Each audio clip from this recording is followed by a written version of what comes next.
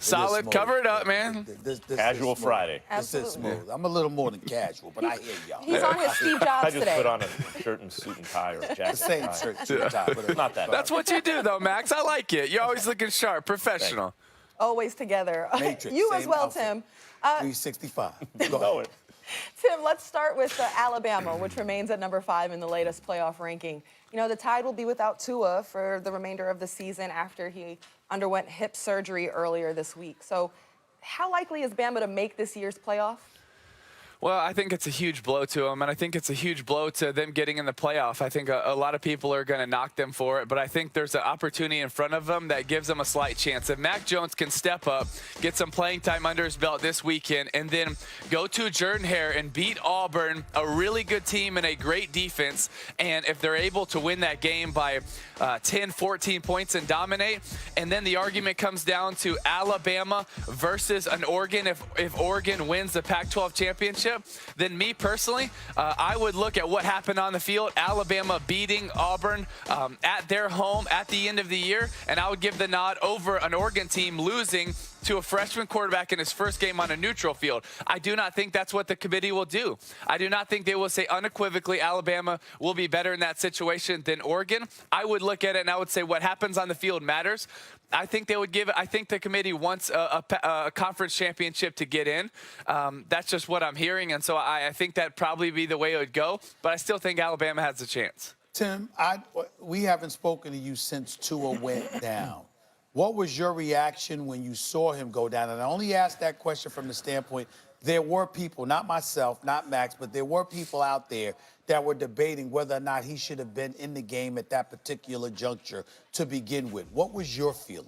Well, I said before the game, I said on SEC Nation last Saturday morning that I didn't think Tua should play. I thought that they were going to take care of Mississippi State very handily and easily, and you could get Mac Jones ready. I thought, just with his ankle and everything, I would have rested him. And people say that doesn't play into it, but he would have been a step faster. He would have been a step quicker, and that might not have happened. But I don't want to look back or not Coach Saban for doing it. He was doing what he thinks right, and he's the best coach of all time in doing it.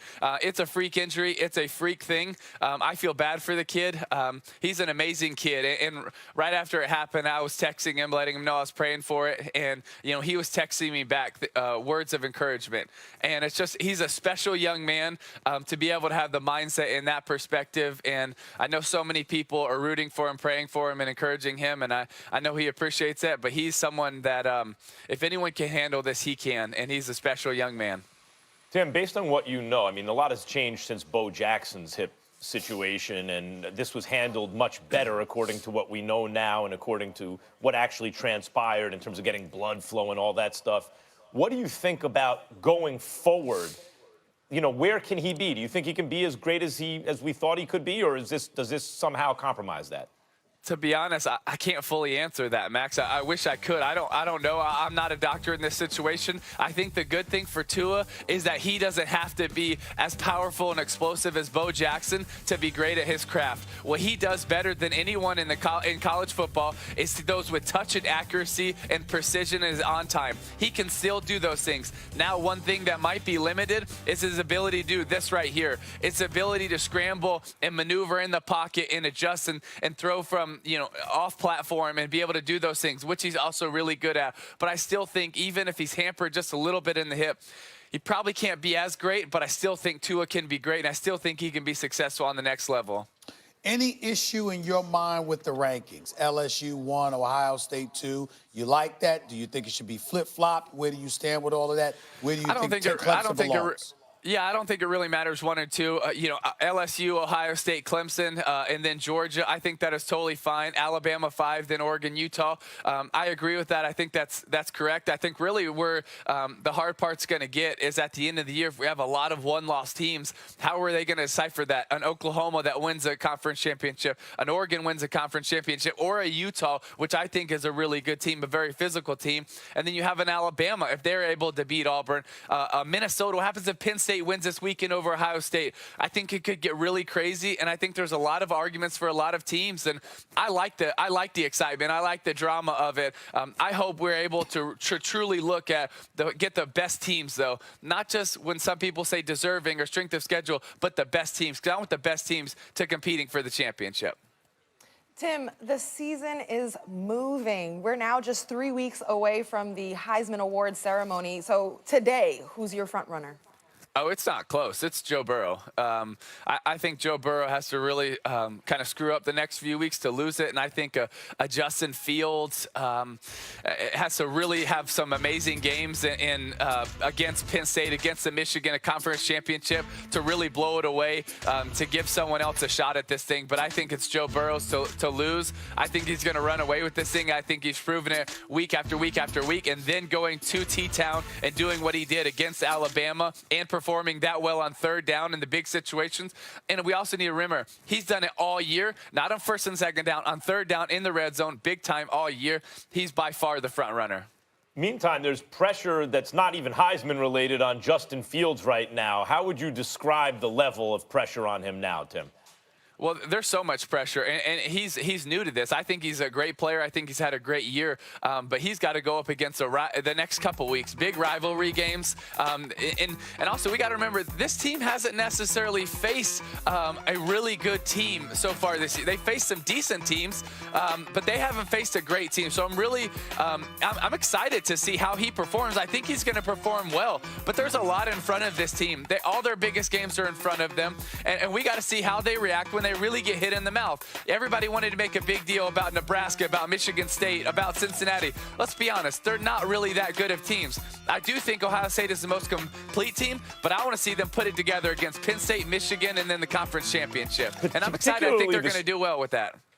Particularly with the storyline for Justin Fields as it relates to Penn State, does that add to it? Like, how does a kid, you know, with the lack of experience, deal with all that in a big rivalry game against a 9-1 team? Well, I think, first of all, Ryan Day is really good at helping quarterbacks handle pressure. He's really good at being able to coach them, being able to get their eyes in the right spot, which Justin Fields has been doing really well this entire year. But, yeah, there's going to be a lot of pressure on him in this moment. The crowd's going to be excited, but he's going to have the crowd behind him, and they're going to be pumped up, and they're going to be loud in support of him. But I think he'll handle the pressure well. Yes, there is a lot of pressure because they're arguably 1-2 in the country, and everything's in front of them. Decommitted from Penn State?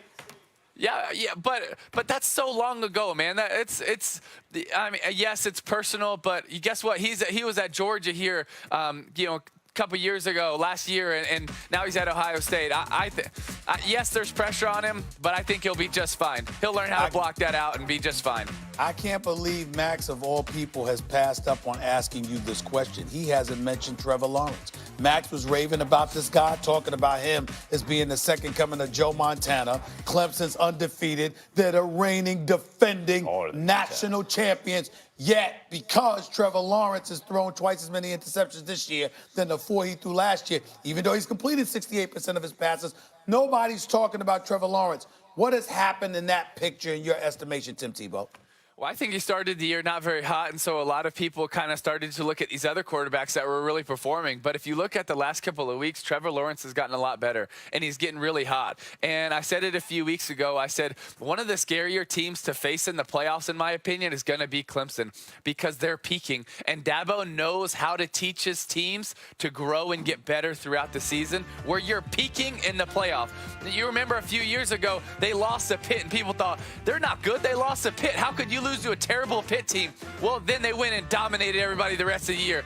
And that's a little bit of what I think this Clemson team is doing.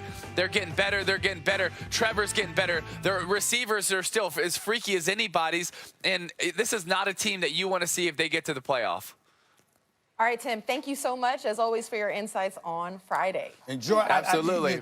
Are you okay? Because I see you need a jacket. You can't just wear a shirt with the button open and stuff. Now you got a jacket. No, I'll be Are okay. you okay? Is it a little chilly for you? You all right? I feel just fine. I just wanted to put it because, you know, it matches scenery, so I'm good. Thanks, thanks, Stephen. Hey, thanks for caring so much. I appreciate it, though. All right. The caring is always Thank you. Stephen A. Yes, sir. Your heart is too big, man. Your heart is just too big.